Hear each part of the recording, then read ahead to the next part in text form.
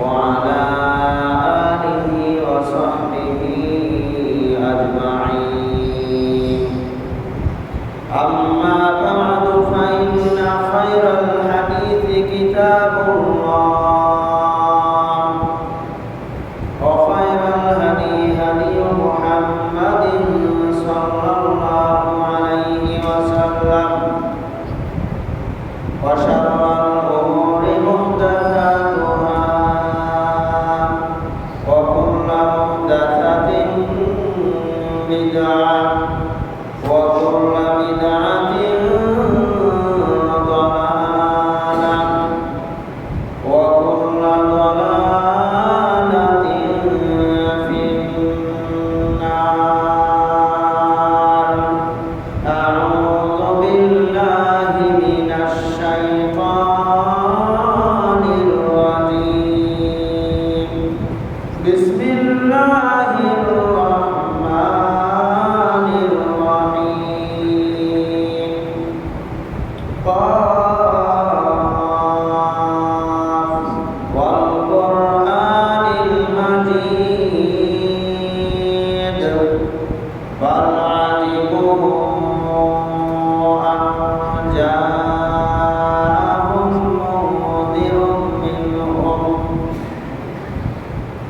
منذر منهم فقال الكافرون هذا شيء عجيب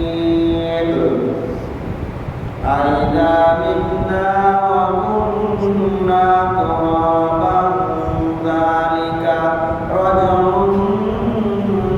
بعيد. بعد أعوذ بالله من الشيطان الرجيم. أقم الصلاة لدلوك الشمس إلى غسق الليل وقرآن الفجر إن قرآن الفجر كان مشهودا ومن الليل فتهجد به نافلة لك عسى أن يبعثك ربك مقاما محمودا وقل رب أدخلني مدخل صدق وأخرجني مخرج صدق واجعل لي من لدنك سلطانا نصيرا. আল্লাহ সুবহানাহু ওয়া তাআলার শেষ শুকরিয়া যে মহান রব্বুল আলামিন আমাদেরকে সালাতুল জুমা আদায় করার জন্য দীর্ঘ দুই সপ্তাহ পরে বর্ধিত উপস্থিত হওয়ার তৌফিক দান করেছেন। আমরা সেই আল্লাহর শুকরিয়া জ্ঞাপন করতে বলছি আলহামদুলিল্লাহ।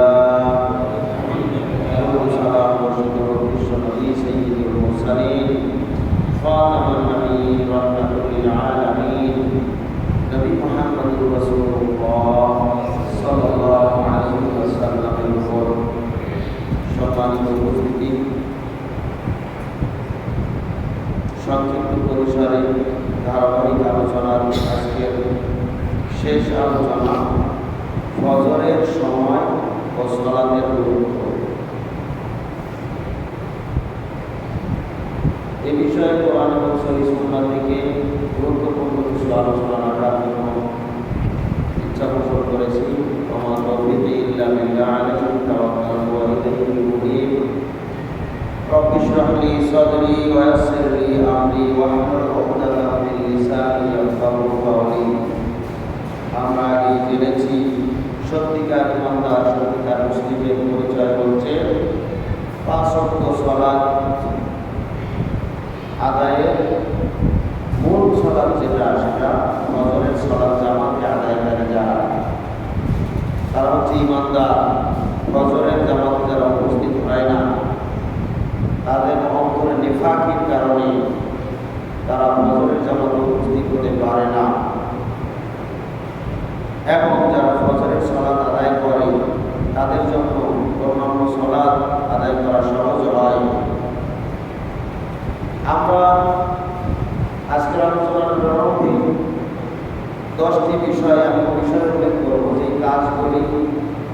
আমরা যদি ফলো করি তাহলে আমাদের ফজরের সালাত আদায় সহজ হবে। যাদের জন্য ফজরের সালাত আদায় করা কষ্টকর হয়ে যায়, অন্যান্য সালাত আদায় করেন কিন্তু ফজরে উঠতে কষ্টকর হয়ে যায়, দেরি হয়ে যায়, উঠতে পারেন না, তাদের জন্য 10টি পদক্ষেপের কথা আমি বলব। এই পদক্ষেপগুলি যদি আমরা গ্রহণ করি তাহলে আশা করা যায় ফজরের জামাত থেকে আমরা বঞ্চিত হব না। ইনশাআল্লাহ ফজরের জামাতে সহজে শরীক হতে পারব। 1 নম্বর হচ্ছে একনিষ্ঠভাবে ইখলাসের সাথে আল্লাহ তাআলার প্রত্যেকটা হুকুম পালন করা। আমরা যতটুকু পারি আমাদের এই ইবাদতগুলি যদি ইখলাসের সাথে হয়, আল্লাহর জন্য হয়, আল্লাহর সন্তুষ্টির জন্য হয়, তাহলে আমাদের ফজরের সালাতে আসতে কষ্ট হবে না। কিন্তু ফজরের সালাতে উঠতে পারি না, অন্য সালাত আদায় করি, তার মানে হচ্ছে অন্য সালাত আদায় করলে ইখলাসের সাথে আদায় করি না। আল্লাহর নবী বলছেন আখলিস দীনাকা ইয়াকফিকা আমালুল কলিল, তুমি তোমার আমলকে আগে খাঁটি করো, ইখলাস পূর্ণ করো, তাহলে অল্প আমলই তোমার নাজাতের জন্য যথেষ্ট হবে। তাহলে ইখলাস পূর্ণ আমল দরকার। ইখলাসের সাথে একনিষ্ঠভাবে আল্লাহর জন্য আমল করলে অবশ্যই যে ব্যক্তি ইখলাসের সাথে আমল করবে তার ফজরে শুয়ে থাকা তার পক্ষে সম্ভব হবে না। কারণ আল্লাহর সন্তুষ্টি চায়, ও মানুষকে দেখানোর জন্য সালাত আদায় করে না। ও মানুষের সন্তুষ্টি, মানুষ কি বললো কি না বললো তাতে তার কোনো যায় আসে না। ও আল্লাহর হস্তে সালাত আদায় করে। আমরা যদি মানুষের দিকে লক্ষ্য করি, এমন কিছু ব্যক্তি আছে যারা আলেম সমাজে, যেমন ইমাম বা দাই, খতিব, বক্তা, এদের মধ্যেও ইখলাসের যথেষ্ট ঘাটতি দেখা যায়। অনেক ইমাম সাহেব রয়েছেন, দায়ী রয়েছেন, যখন তারা বাড়িতে যান বা কোনো আত্মীয় স্বজনের বাড়িতে যান বা কোনো বিনোদন কেন্দ্রে যান, কোথাও কোনো সফরে যান, তখন তাদেরকে সালাতে যথেষ্ট অলসতা দেখা যায়, যথেষ্ট গাফিলতি লক্ষ্য করা যায়। অথচ যতক্ষণ কর্মস্থলে আছেন, যেমন একজন ইমাম সাহেব যতক্ষণ মসজিদে আছেন 5 ওয়াক্ত সালাত তিনি জামাতের সাথে আদায় করতেছেন, ইমামতি করতেছেন, তার কোনো ত্রুটি নাই। অবশ্যই তিনি ফজরে উঠবেন, কিন্তু বাড়িতে ছুটিতে গেছেন, বাড়ির মসজিদে তাকে ফজরে পাওয়া যাচ্ছে না। এটা হচ্ছে তার মধ্যে ইখলাস নাই, তাই এটা হচ্ছে না।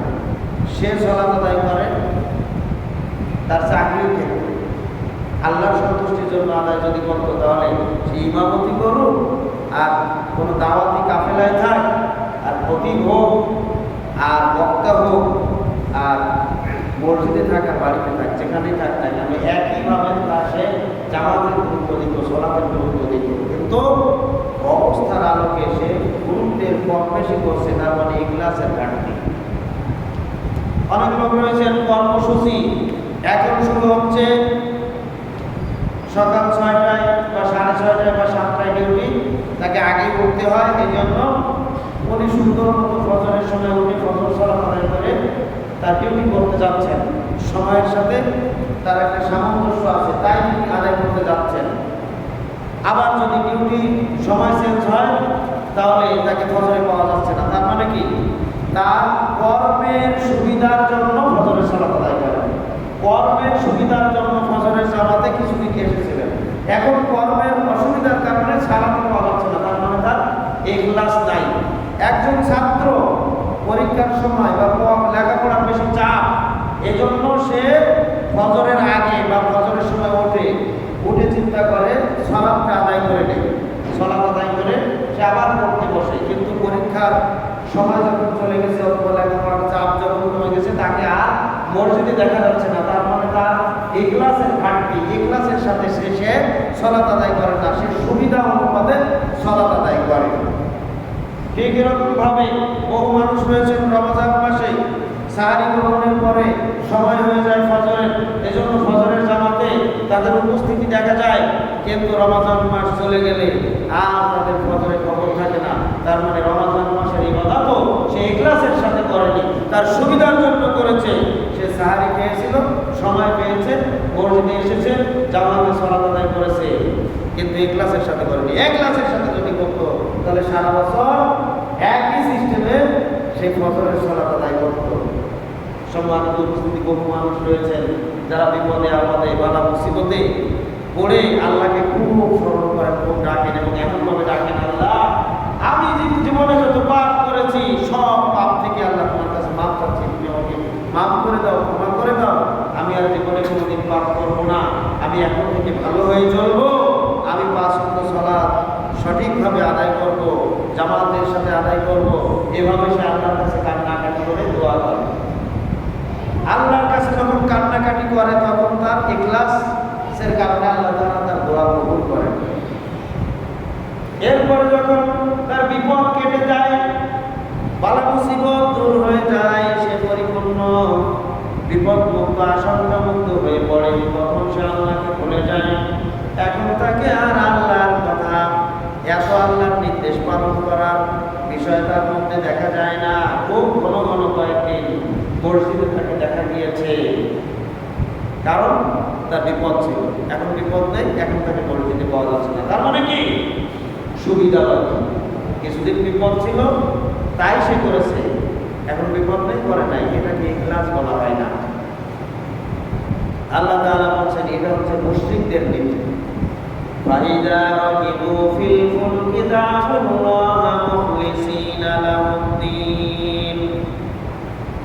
মুশরিকরা যখন নৌযানে বের হতো, জলযানে বের হতো, পানি পথে জাহাজে বের হতো, হঠাৎ করে নদীর মাঝখানে, সাগরের মাঝখানে যদি তুফান শুরু হয়ে যেত, তাহলে দা'উল্লাহা মুখলিসিনা লাহুদ্দিন, তারা আল্লাহকে এত ইখলাসের সাথে ডাকতো যে আল্লাহকে ছাড়া এখন আর কাউকে তারা চেনে না। এখন এই বিপদে তারা আল্লাহকে এমনভাবে ডাকে যে আল্লাহর সাথে তার খুব গাঢ় সম্পর্ক। ডাকার ক্ষেত্রে সে আল্লাহর কাছে বলছে, আল্লাহ আমি তওবা করলাম, মাফ চেয়ে নিলাম, তুমি আমাকে উদ্ধার করো। কারণ সে জানে এই মুহূর্তে তুফান যদি আরেকটু জোরে হয় তাহলে যে কোনো সময় তার লঞ্চটা, তার নৌকাটা, তার জাহাজটা পানির নিচে তলিয়ে গেলে তার বাঁচার কোনো আশঙ্কা নাই, বাঁচার কোনো উপায় নাই। এই কঠিন বিপদ থেকে বাঁচাতে পারে একমাত্র মহান রব্বুল আলামিন। এজন্যই তাকে ডাকতে হবে, তাকে ডাকা ছাড়া কোনো উপায় নাই। এজন্য এরকম বিপদে দেখা যায় অনেক হিন্দু, বৌদ্ধ, খ্রিস্টান তারা আল্লাহকে ডাকে। তখন তারা চিন্তা করে ভগবানকে ডেকে, ঠাকুরকে ডেকে আর লাভ নাই, কারণ তাদের কোনো ক্ষমতা নাই।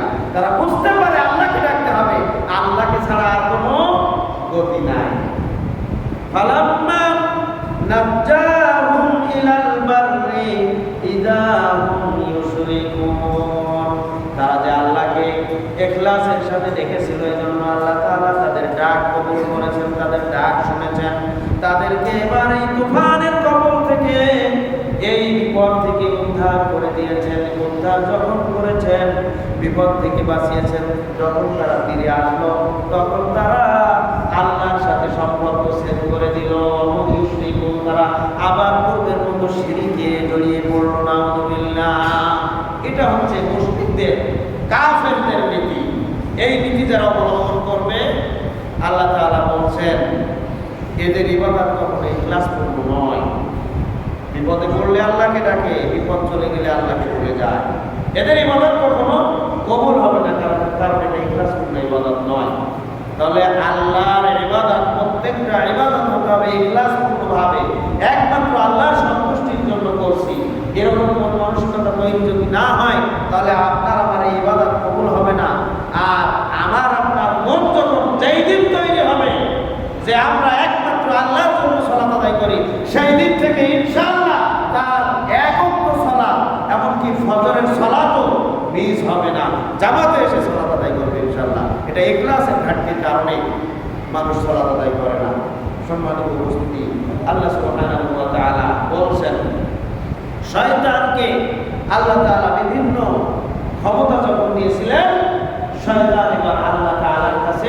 কসম করে বলবো, ক্বালা ফাবিইজ্জাতিকা লাউগবিয়ান্নাহুম আজমাইন, আমি হে আল্লাহ তোমার ইজ্জতের কসম করে বলছি, অবশ্যই অবশ্যই সমস্ত মানুষদেরকে আমি বিপদগামী করবই করব। লাউগবিয়ান্নাহুম আজমাইন, সমস্ত মানুষদেরকে আমি বিপদগামী করেই ছাড়ব। আমি তোমার ইজ্জতের, তোমার সম্মানের কসম করে বলছি। সাথে সাথে শয়তান পরে এই বাক্যটাও বলে দিলেন, এই কথাটাও বলে দিলেন, ইল্লা ইবাদাকাল মুখলাসিন, তোমার যারা খালিস বান্দা, তোমার যারা ইখলাসপূর্ণ বান্দা, তোমার ওই সকল বান্দা, যেই সকল বান্দারা ইখলাসপূর্ণভাবে একমাত্র তোমার সন্তুষ্টির জন্য তোমার হুকুম পালন করে, তাদের পক্ষে তাদেরকে বিপদগামী করা আমার পক্ষে সম্ভব নয়। সুবহানাল্লাহ, তাদেরকে ছাড়া আর সবাইকে আমি জাহান্নামী করবই করব। শুধুমাত্র ইখলাসের সাথে যারা তোমার ইবাদত করে, তোমার হুকুম পালন করে, আমার শয়তানের ক্ষমতা নাই তাদেরকে বিপদগামী করা। সুবহানাল্লাহ, তাহলে আল্লাহর ইবাদত করতে হবে ইখলাসের সাথে, একমাত্র আল্লাহর সন্তুষ্টির জন্য করতে হবে, তাহলে শয়তানও আপনার বিপদগামী করতে পারবে না। সুবহানাল্লাহ, ইখলাসের ঘাটতির কারণে মানুষ সালাত থেকে বিরত আছে, ইখলাসের ঘাটতির কারণে মানুষ ফজরের জামাত থেকে বিরত আছে। 2 নম্বর হচ্ছে সালাতে দৃঢ় সংকল্প করতে হবে। সালাতের জন্য, ফজরের সালাতের জন্য দৃঢ় সংকল্প করতে হবে, নিয়তকে শক্ত করতে হবে, মজবুত করতে হবে যে আমি ফজরের সালাত জামাতের সাথে আদায় করবই করব। নিয়তকে শক্ত করতে হবে এবং নিজের হিসাবকে প্রতিদিন নিজেই গ্রহণ করতে হবে যে আজকে আমি কতটুকু পাপ করলাম, কতটুকু পূর্ণ করলাম। প্রত্যেক দিনের হিসাব প্রত্যেক দিন বা প্রত্যেক দিনের শেষ অংশে রাত্রিতে শুয়ে হইলেও আপনাকে চিন্তা করতে হবে যে আজকে আমি কি কি অন্যায় করেছি আর কি ন্যায় কাজ করেছি, আল্লাহর হুকুম কতটুকু পালন করেছি এবং কতটুকু পালন থেকে বিরত থেকেছি।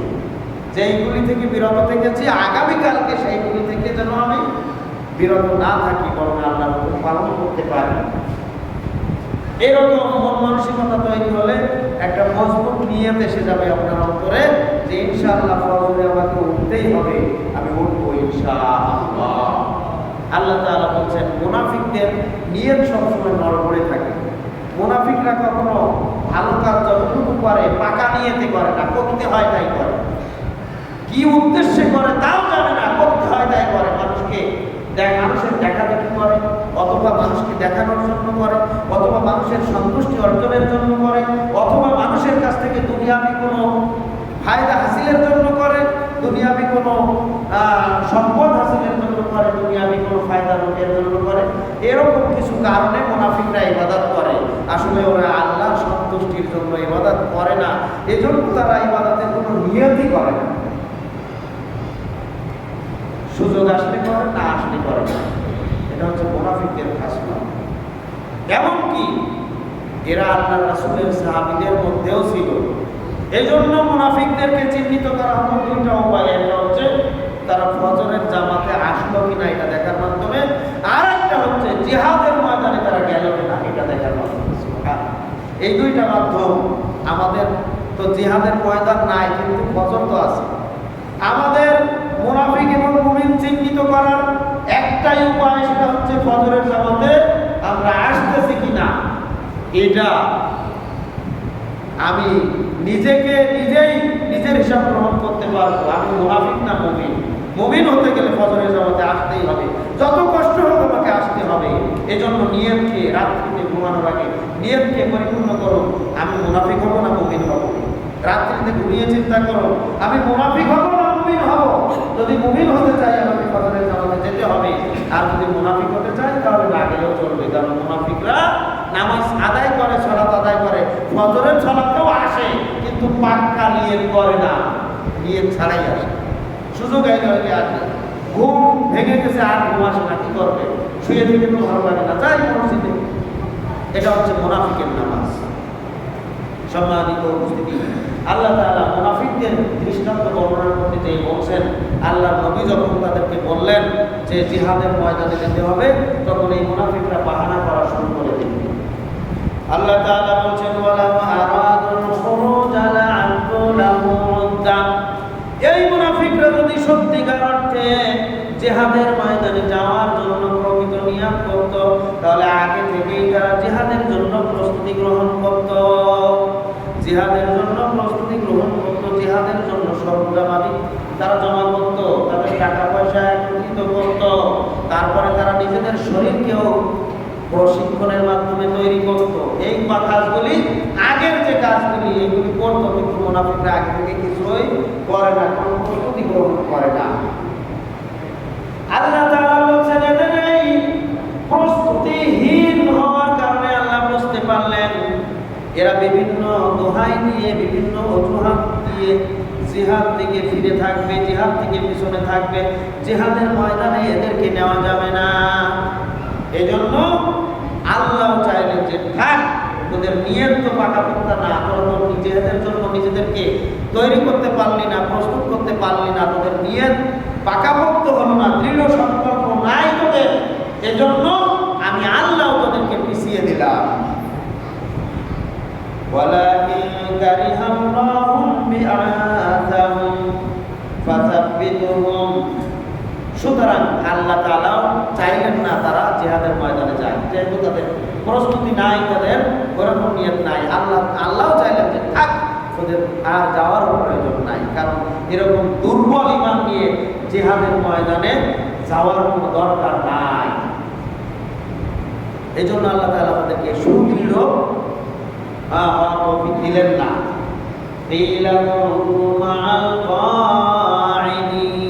আল্লাহ তাআলা বললেন, তাদেরকে বলা হলো যে যারা বিভিন্ন, যাদের ওজর রয়েছে, যেমন অসুস্থ ব্যক্তি, যেমন মহিলা, শিশু, নারী, বৃদ্ধ, যাদের জিহাদের ময়দানে যাওয়ার সুযোগ নাই এখন, ওদের সাথে তোরাও বসে থাক, তোদেরও যাওয়ার প্রয়োজন নাই।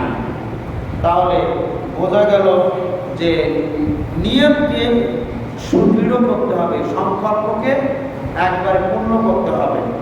এরপরে বহু মানুষ এরকম রয়েছে, আরে অমুকে এত পাক্কা মুসল্লি, হাজী সাহেব হজ করে এসেছে, হ্যাঁ এত টাকা জাকাত দেয়, তারা তো ফজরে দেখা যায় না, আমি ফজরের নামাজ পড়ি কি করব? আমলহীন কোন লোকের তুলনা করা যাবে না। আমলহীন যারা আমল করে না, কোটি কোটি মানুষ, এই সমাজের সমস্ত মানুষ আমলহীন হয়ে পড়লেও আপনি তাদের দোহাই দিতে পারবেন না, অমুকেরা তো করে না, আমি করে গেলাম। সমস্ত মানুষ যদি জামাত পরিত্যাগ করে, আপনাকে আসতে হবে, আপনাকে মন তৈরি করতে হবে যে সমস্ত মানুষ জামাত থেকে বিরত থাকলেও আমি একা হলেও মসজিদে ফজরের সালাতে উপস্থিত হবই হব। এটা হচ্ছে আল্লাহ তাআলার নির্দেশ। সমস্ত মানুষ জাহান্নামে যেতে পারে, আমি জাহান্নামে যেতে চাই না। ওমর রাদিয়াল্লাহু তাআলা আনহু তিনি বলেছিলেন, আমার মন আমি এমন ভাবে তৈরি করে নিয়েছি, আমার মন এভাবে তৈরি করেছি, আমার মনে হচ্ছে যে সমস্ত মানুষ যদি জাহান্নামী হয়ে যায়, তাহলে আমি আল্লাহ তাআলার কাছে আশা রাখি, আমি আল্লাহ তাআলার হুকুমকে এমন প্রাধান্য দেই, আল্লাহ তাআলার হুকুম এমন ভাবে পালন করার চেষ্টা করি, আমি আশা করি আল্লাহ তাআলা সমস্ত মানুষদেরকে জাহান্নামে দিলেও আমি ওমর, আমাকে আল্লাহ তাআলা বাঁচিয়ে দিবেন। সুবহানাল্লাহ। এভাবেই আমি আল্লাহ তাআলার হুকুম পালন করি।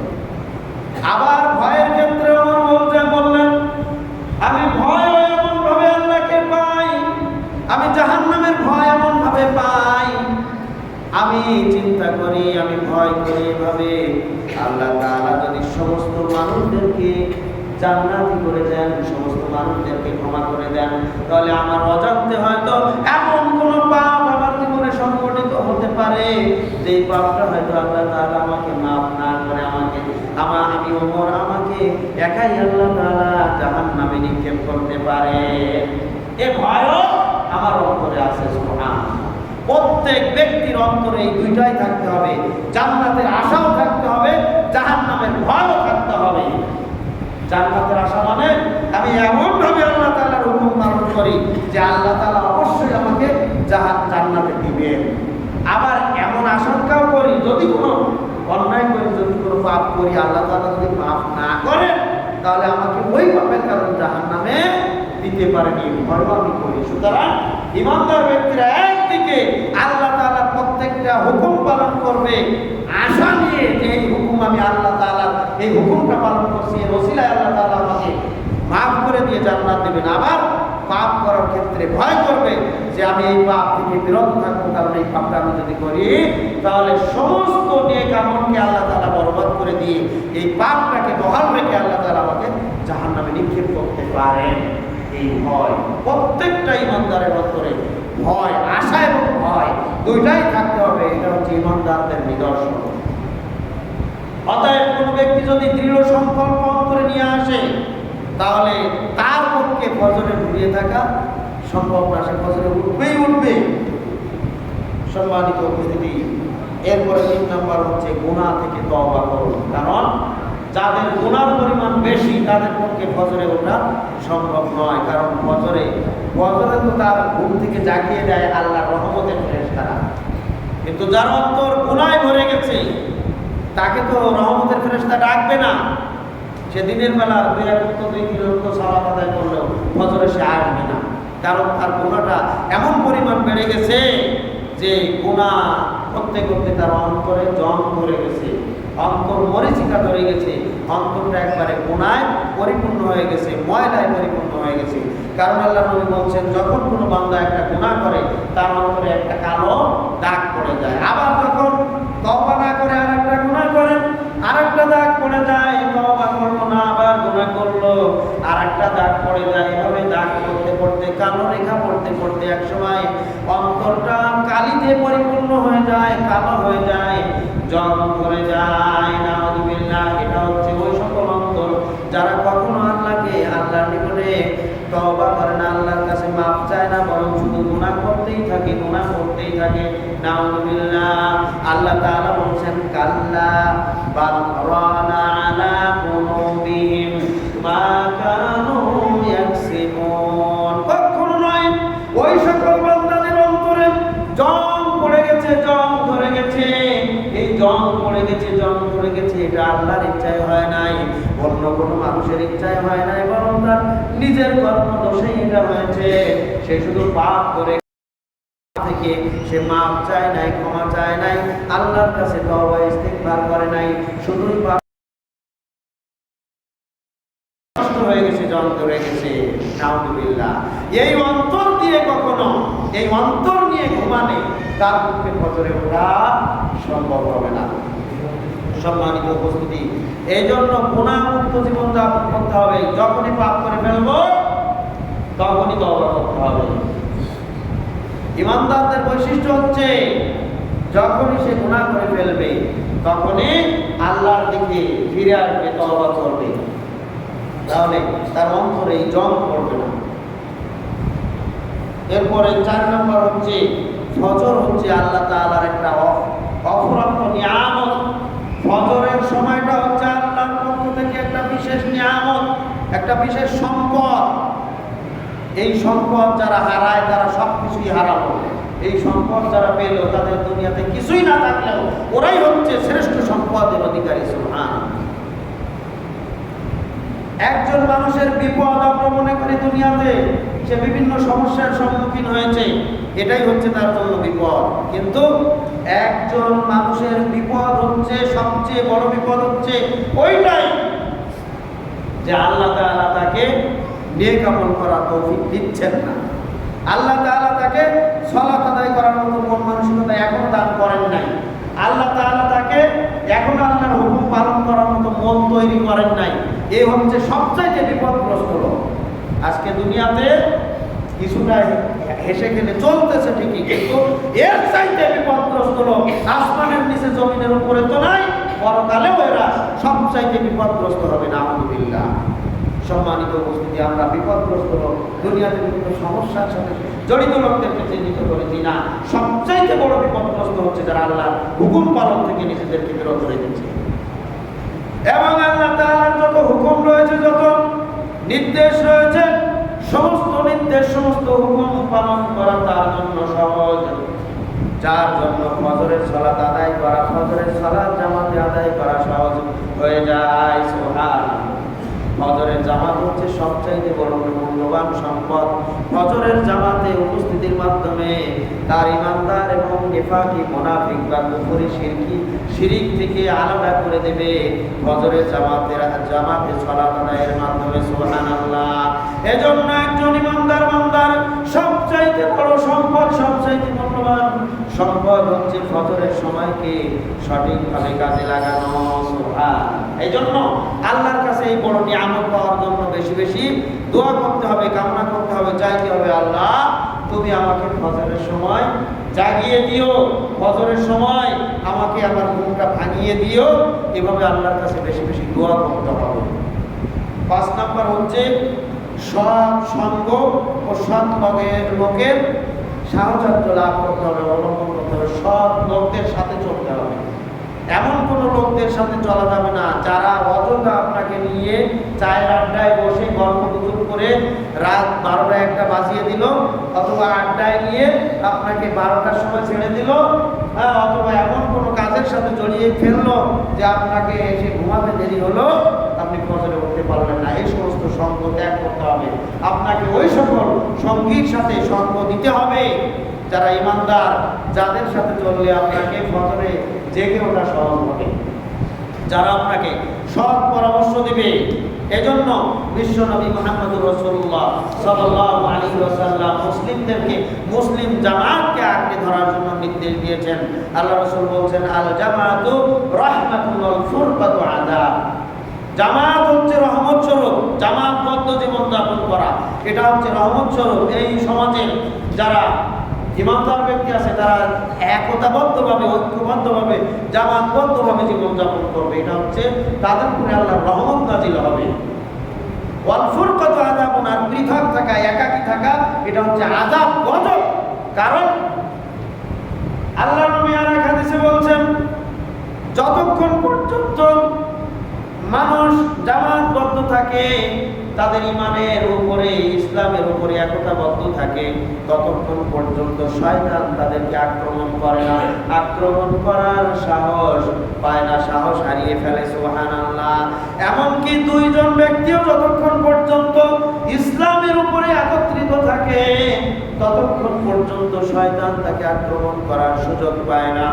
যখনই সে বিচ্ছিন্ন হয়ে যায়, একাকী হয়ে যায়, যত সুন্দরভাবে সে আল্লাহর হুকুম পালন করুক না কেন, শয়তান তার পিছে লেগে যায়, তাকে আক্রমণ করে বসে। নাউযুবিল্লাহ। যেমন ভাবে ভেড়ার পাল, ছাগলের পাল, ওই জঙ্গলের ধারে খাওয়ানো হয়, চড়ানো হয়, যতক্ষণ তারা একতাবদ্ধ হয় ততক্ষণ নেকড়ে তাদের উপরে আক্রমণ করে না। এই ছাগলের পাল যখন চলে যায়, একটা কোনো রকমে পিছে পড়ে গেছে, সে তাদের থেকে আলাদা হয়ে গেছে, বিচ্ছিন্ন হয়ে গেছে, নেকড়ে ওইটাকে আক্রমণ করে। সে একা, সে এখন আর কিছুই করতে পারবে না। কিন্তু যখন সে জামাতের সাথে ছিল, তাকে আক্রমণ করলে অন্যরাও ছেড়ে দেবে না, তাদের জীবন বাজি রেখে এর বিরুদ্ধে রুখে দাঁড়াবে। ওই ছাগল বা ওই ভেড়ার পাল তাকে অন্তত গুতা মেরে শেষ করে দেবে। এজন্য সে ভয় পায় ওই একতাবদ্ধ, দলবদ্ধ ছাগলের উপরে, ভেড়ার উপরে আক্রমণ করে। যখন সে একাকী হয়ে যায়, আলাদা হয়ে যায়, বিচ্ছিন্ন হয়ে যায়, নেকড়ে সহজে তাকে আক্রমণ করে, তাকে মেরে ফেলে। ঠিক ওরকম ভাবে মুসলিম জামাত থেকে কোনো ব্যক্তি যদি একত্রিতভাবে, আলাদাভাবে জীবনযাপন করতে চায়, এরকম ব্যক্তি আমাদের মাঝেও আছে না নাই? জামাতকে ছেড়ে দিয়েছে, মসজিদকে ছেড়ে দিয়েছে, মনে করছে আমি কত ভালো আছি। মসজিদ ছেড়ে দিয়েছে, জামাত ছেড়ে দিয়েছে। আল্লাহর নবী বলছেন, মুখে শয়তান গ্রাস করবে, শয়তান আক্রমণ করবেই করবে, ওই শয়তানের কবলে পড়বেই পড়বে। কেনই জামাত পরিত্যাগ করলো, কেনই মসজিদ ছেড়ে দিল? এটা হচ্ছে সমাজের একটা জামাত, একতাবদ্ধ থাকতে হবে তাকে। এই জামাতকে ছেড়ে দেওয়া যাবে না, শয়তান তাকে আক্রমণ করবে। সম্মানিত উপস্থিতি, তাহলে মুসলিম জামাতকে আঁকড়ে ধরতে হবে।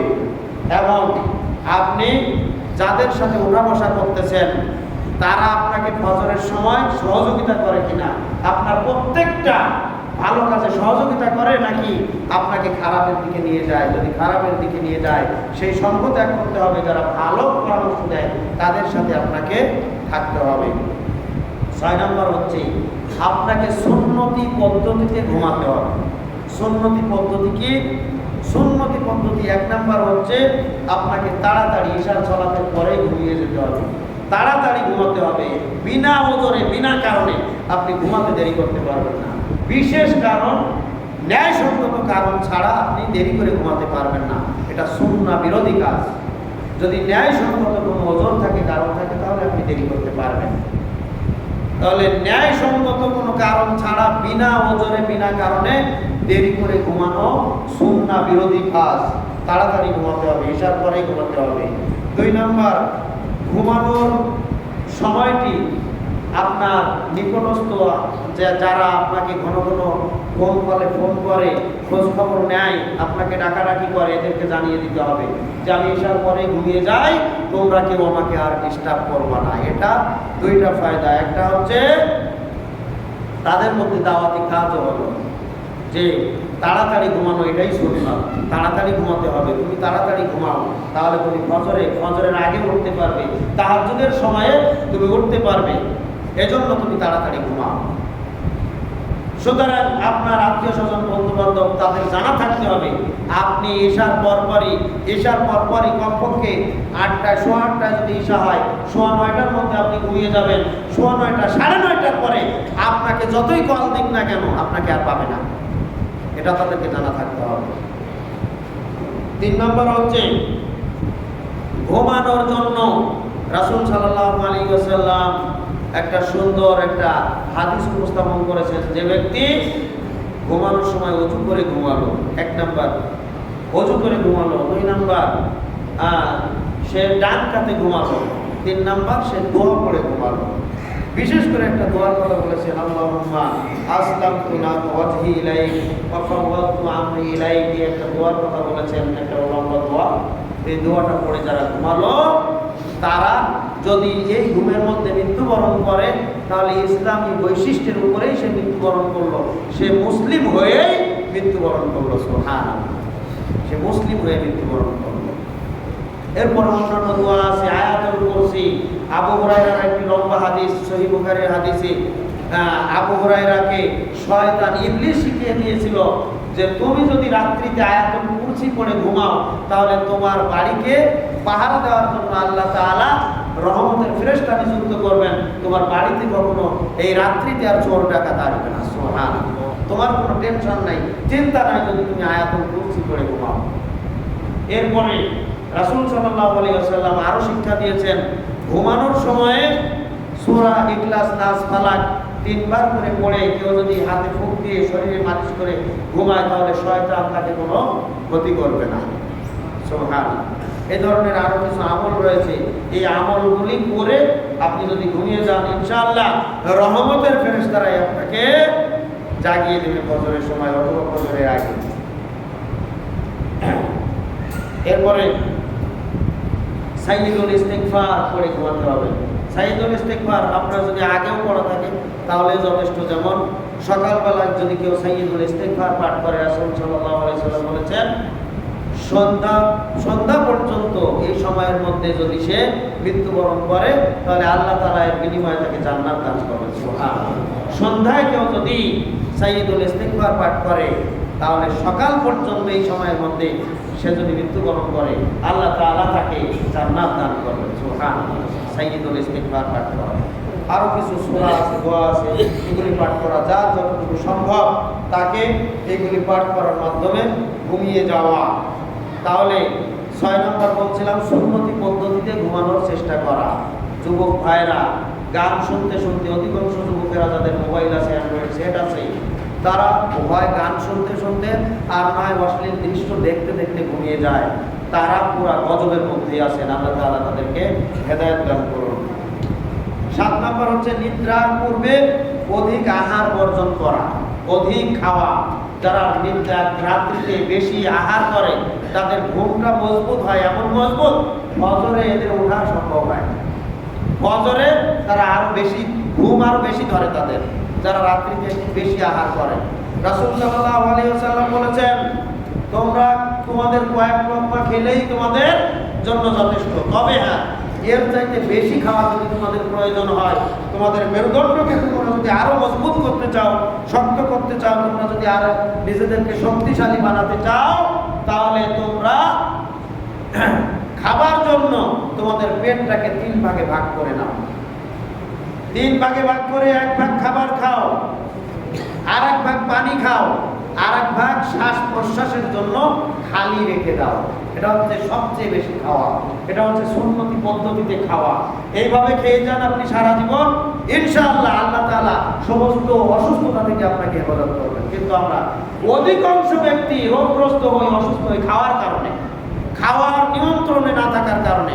সুন্নতি পদ্ধতি অবলম্বন করলে দেখা যাবে যে তারা সবচাইতে সুস্থ থাকবে, সুস্থ জীবন যাপন করবে।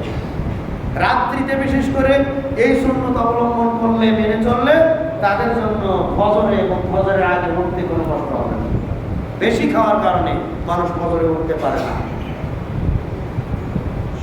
এরপরে 8 নাম্বার হচ্ছে ফজরের সালাতের ফজিলত সম্বলিত বিভিন্ন হাদিস আছে, বিভিন্ন বাণী আছে। এইগুলি লিপিবদ্ধ করে আপনার ঘরে প্রয়োজনে আপনার দরজায় ঢোকার সাথে সাথেই যেন আপনি দেখতে পান, বা ঘরে ঢোকার সাথে সাথেই যেন এই হাদিসটি দেখতে পান। ফজরের একটা ফজিলত, ফজরের জামাতে ওঠার ফজিলত, ফজরের সময়ের ফজিলত সম্বলিত যে দলিলগুলি আছে, এইগুলি আপনি দেখলে আপনার অন্তরে সেটা থেকে যাবে, আপনার ফজরে ওঠা সহজ হবে। এরপরে 9 নম্বর হচ্ছে আপনার অ্যালার্ম ঘড়ি আছে, আপনার মোবাইল আছে, তারপরে আপনার ঘরে কলিং বেল সেট করতে পারেন। অ্যালার্ম ঘড়ির মাধ্যমে আপনি সময় দিয়ে রাখবেন, আপনাকে উঠতেই হবে। বা মোবাইল আছে, মোবাইলে 2 ভাবে আপনি উঠতে পারেন। 1 নম্বর হচ্ছে মোবাইলে অ্যালার্ম দিয়ে রাখতে পারেন। 2 নম্বর হচ্ছে আপনার কোনো নিকটতম বন্ধুকে বলে রাখতে পারেন যে তুই অবশ্যই আমাকে একটা কল দিয়ে জানিয়ে দিবি।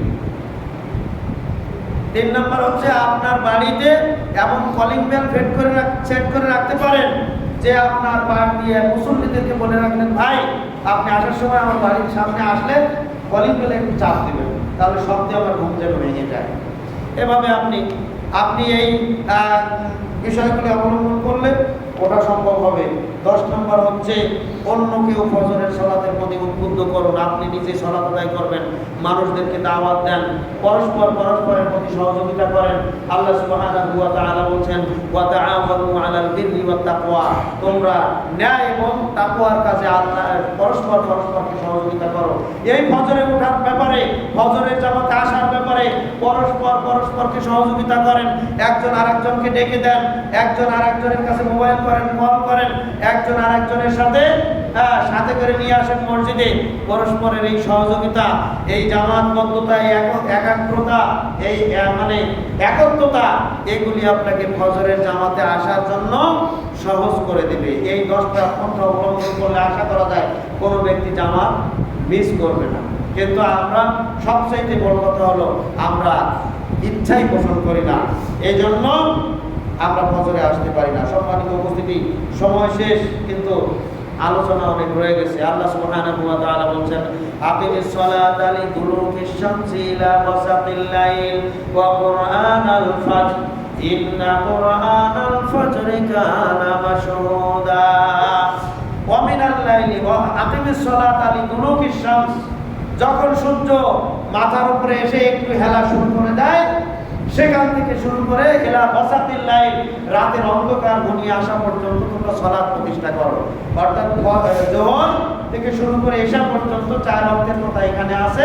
ওয়া কুরআনাল ফাজর, এবং ফজরের সালাত প্রতিষ্ঠা করো। 5 ওয়াক্ত সালাতের কথা এখানে বলে দিলেন। সম্মানিত উপস্থিতি, এই আয়াত সেই সময় অবতীর্ণ হয়েছে যেই সময় আল্লাহ রাসূলের উপরে সবচাইতে বেশি নির্যাতন চলত, যে সময় আল্লাহ রাসূলের উপরে নির্যাতন, মুসলমানদের উপরে নির্যাতনের স্টিম রোলার চালানো হতো। আল্লাহ তাআলা ওই সময় আল্লাহ রাসূলকে সালাতের নির্দেশনা দান করার সাথে সাথে আরেকটা কথা বললেন, ফাতাহাজ্জাত বিহি নাফিলাতাল লাক আসা আইয়াবআসাকা রাব্বুকা মাকামাম মাহমুদা। আর হে আল্লাহর নবী, ফাতাহাজ্জাত বিহি নাফিলাতাল লাক, আপনি রাত্রির কিছু অংশ সময় নিয়ে তাহাজ্জুদের সালাত আদায় করুন, এটা আপনার জন্য অতিরিক্ত হিসাবে নির্দেশ দেওয়া হলো। তাহাজ্জুদের সালাত আদায় করুন। আসা ইয়াবাতাকা রব্বুকা, আশা করা যায় আল্লাহ তাআলা আপনাকে পৌঁছিয়ে দিবেন মাকামাম মাহমুদা, প্রশংসিত স্থানে, অর্থাৎ সম্মানের সর্বোচ্চ স্থানে আল্লাহ তাআলা আপনাকে পৌঁছিয়ে দিবেন। সুবহানাল্লাহ। অর্থাৎ আপনি যদি ফজরের সালাত, পাঁচ ওয়াক্ত সালাত, বিশেষ করে ফজরের সালাত এবং ফজরের আগে উঠে তাহাজ্জুদের সালাত আদায় করেন, তাহলে এই যে আপনার উপরে নির্যাতন, অত্যাচার, এই সবগুলি বন্ধ হয়ে যাবে। আল্লাহ তাআলা আপনাকে এমন মর্যাদা দান করবেন, আপনার মাধ্যমে ইসলাম প্রতিষ্ঠিত করাবেন, আপনার মাধ্যমে বাতিলকে উৎখাত করবেন, আপনাকে সর্বোচ্চ মর্যাদায় পৌঁছিয়ে দিবেন। সুবহানাল্লাহ। কি করতে হবে? পাঁচ ওয়াক্ত সালাতকে প্রতিষ্ঠা করার সাথে সাথে রাত্রিতে তাহাজ্জুদের সালাতও যদি আদায় করতে পারেন। সুবহানাল্লাহ। এই সময় গুরুত্ব এত বেশি। সম্মানিত উপস্থিতি, সময় শেষ হয়ে গেছে, এজন্য সামনে অগ্রসর হতে পারছি না। আল্লাহ তাআলা একটু কথা না বলে পারছি না। আল্লাহ তাআলা বলছেন যে তুমি তাহাজ্জুদের সালাত আদায় করে তারপরে আল্লাহর কাছে দোয়া করো। কি দোয়া? وقل رب أدخلني مدخل صدق وأخرجني مخرج صدق واجعل لي من لدنك سلطانا نصيرا। হে আল্লাহ, তুমি আমাকে কল্যাণের সাথে কল্যাণের স্থানে প্রবেশ করাও, আবার আমাকে যখন সেখান থেকে বের করবে ওয়াখরিজনি মুখরাজা সিদকি, ও কল্যাণের সাথে সেখান থেকে বের করো। ওয়াজআল লি মিন লাদুনকা সুলতানান নাসীরা, এবং তুমি আমার জন্য তোমার পক্ষ থেকে বিশেষ সাহায্যকারী পাঠাও। সুবহানাল্লাহ। ওয়াকুল জাআল হক ওয়া জাহাকাল বাতিল, এবং হে আল্লাহর নবী আপনি বলুন, এই দোয়া করুন, জাআল হক, এসেছে সত্য, ওয়া জাহাকাল বাতিল, চলে গেছে মিথ্যা, ইন্নাল বাতিলা কানা জাহুকা, নিশ্চয়ই মিথ্যা বিলুপ্ত হবেই হবে। এটা কখন হবে? যখন আপনি সালাতকে প্রতিষ্ঠিত করতে পারবেন, যখন আপনি এই ফজরের সময়কে মূল্যায়ন করতে পারবেন, যখন আপনি ফজরের আগে উঠে তাহাজ্জুদের সালাত কায়েম করবেন, ফজরের সময়কে মূল্যায়ন করবেন, ফজরের সালাত আদায় করবেন, তখন আল্লাহর কাছে এই দোয়া করলে আল্লাহ আপনার দোয়া শুনবে। কি দোয়া? আল্লাহর পক্ষ থেকে আপনি একজন সাহায্যকারী প্রেরণ করে আমাকে আমাকে এমন রাজত্ব দান করুন যার অধিকারী আমি হব, এবং সত্যকে প্রতিষ্ঠা করুন, মিথ্যাকে বিলুপ্ত করুন। এক সময় দেখবেন যে আপনি এই কথা বলেছেন যে সত্য প্রতিষ্ঠিত হয়েছে, মিথ্যা বিলুপ্ত হয়েছে। সুবহানাল্লাহ। যুগে যুগে আল্লাহ তাআলা সমস্ত জাতি কওমকে, অবাধ্য আল্লাহর পাপিষ্ঠ কওম যারা ছিল তাদেরকে আল্লাহ তাআলা ধ্বংস করেছেন। কিন্তু কোন সময় ধ্বংস করেছেন জানেন? এগুলো বিস্তারিত সব নোট করা ছিল, বলার সময় নাই। সবই ধ্বংস করেছেন শেষ রাত্রিতে, ফজরের সময়ে।